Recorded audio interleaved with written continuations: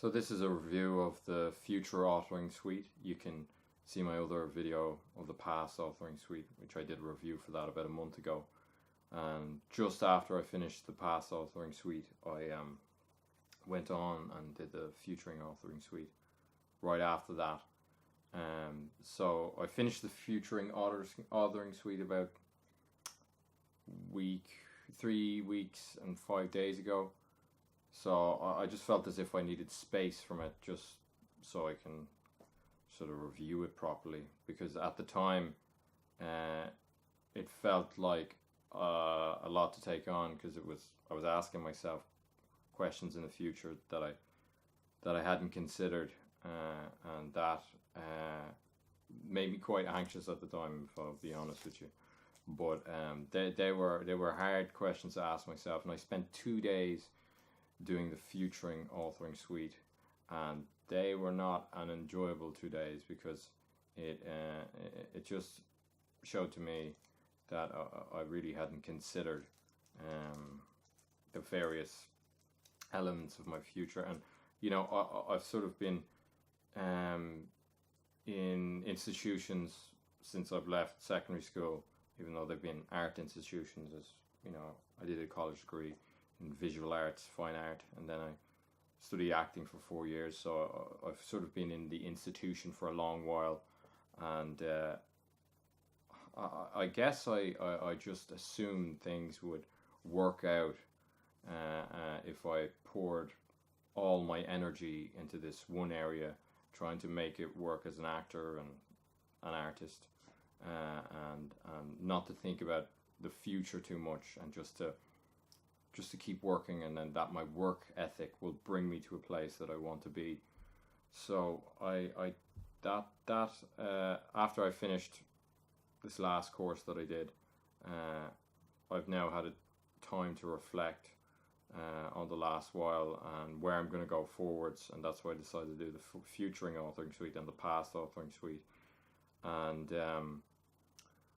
really maps out and it asks so many specific questions, once again like the past authoring suite, but about your future, and no stone is unturned in terms of the analysis of where you're going to go, how you're going to get there, what type of obstacles will be in your way, how might you sabotage yourself, and various ideas like that. So it asks you to pick 8, I think it's 8 goals in your life that you want to strive towards, and then it asks you to put them in order, for you to analyze them in order. I can't remember exactly what the questions was, but the sentiment is more important than I think the specific questions. But if anyone wants to know what the specific questions is in the comment section, I can just answer you directly in the comment section. But so yeah, I mean, some of the stuff that stuck out for me was best case scenario, dreaming up the best case scenario situation, and really so I had to write for 15 minutes straight, and not to overthink what kind of future dream life that I'd like, if everything went according to plan. And it's funny, 27 now, and I haven't actually spent that time in my life, 15 minutes, sitting there and going, what would my dream future actually look like? And that shows to me that whatever you're doing at the moment, if you're a very busy person, a lot of activities, this program is really good for you, because you might not have the time that to pour into that deep introspection. But this futuring authoring suite kind of it's relatively short period of time to sit down and do this, but the level of an examination that it goes through is really deep. We all have our introspective moments during the day. Probably probably have more because I have the luxury of being sort of an actor and artist that I can do that. But for those who don't, I don't think you'll ever have a sit down where you'll be so introspective about the future. So in terms of that, it's like ripping the band-aid off, and it's like, okay, where are the things I need to focus on? Where do I need to go towards? And how do I go about obtaining it? So the next section that really stuck out for me, and oh my God, I could feel it right down in the front of my body. I felt so anxious writing about what the worst case scenario would be. But that actually came easier, surprisingly enough, than the dream scenario. I felt as if I was writing quicker and more fluidly and more a denser dream than the future, than the dream. The good dream, the bad dream was more dense in specifically ideas where it could all go to shit for me, which says to me that I spend probably a lot of time not contemplating the future good offense and more about the potential miseries that can happen. So that even that observation is interesting. But why I didn't review it straight after I did it was because I wanted some space from it, so I could see how it was bleeding into the current future. So yeah, okay. So you pick 8 goals, and those goals, you go into detail. You analyze why you want them, and it asks you questions. So many questions about the goal. You when you're writing these goals, you go, fuck, maybe I actually don't.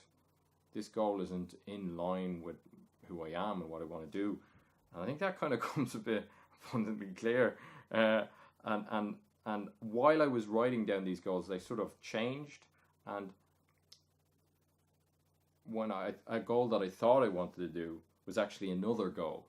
By the process of writing it, did I find out that there was another goal within that goal I was thinking of that was more aligned with who I am. And funnily enough, since I finished the Futuring Authoring Suite, I swear to God, I have been more aligned with that idea that I got when writing the Futuring Authoring Suite.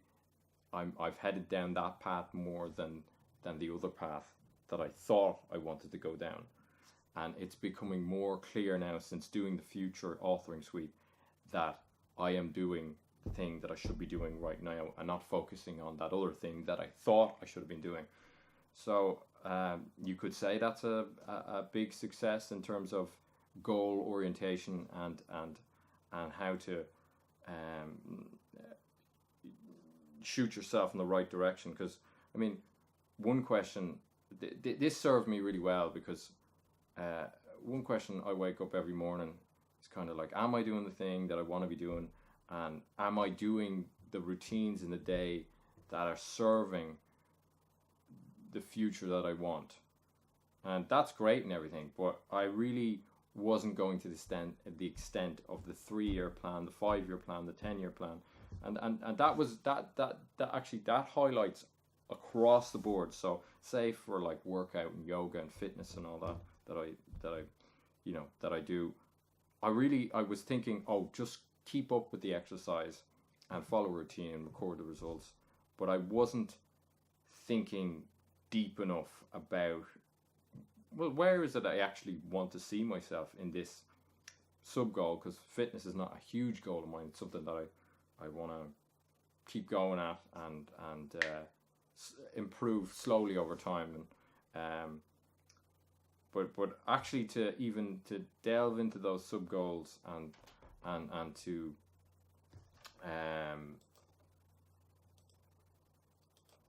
delve into those sub goals, and even those goals, you spend time on those sub goals, but to study them as if it was your main goal, which I think is really an exciting idea, to study your sub goals like you would study your main goal. So everything gets its fair share and everything becomes a little bit more equal, because I'm an artist, so mostly I'm driven by one idea, and everything falls beside the wayside, and I get this kind of tunnel vision when I'm working on things, and this, you know, kind of reset. Okay, what do I actually care about, and how can I get there in these multiple areas? Not just this one goal that I think if I strive towards, I get that, I'll be happy. Because who knows, I might get there and I might not be happy. Well, not happy, but I might not be content in the situation that I'm in. So in terms of all of that, considering all of that,